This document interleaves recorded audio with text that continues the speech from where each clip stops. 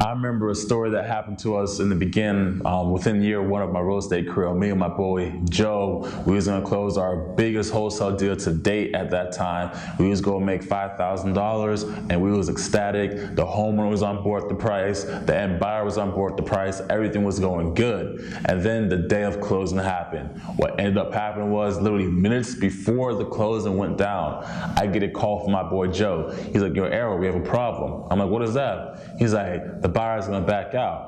I was like, well, why is he gonna back out? Like, everything was good, we went through the steps, he said yes, like, what's the issue? What ended up happening was, me and Joe learned from this lesson real quickly, the different types of closings you can have. So, what ended up happening was the end buyer saw what we got the house for from the seller, and the attorney even showed him the contract price to make matters even worse. So the buyer was like, "Oh, you guys are making too much money on this deal. I'm not gonna fund it if you don't come down on your price." So we was like, "Well, what do you want us to come down to? We'll knock off a couple $100. He said, "We want you to come down to $1,000 profit." And just like that, 10 minutes before our biggest wholesale deal, it became one of our smallest wholesale deals ever.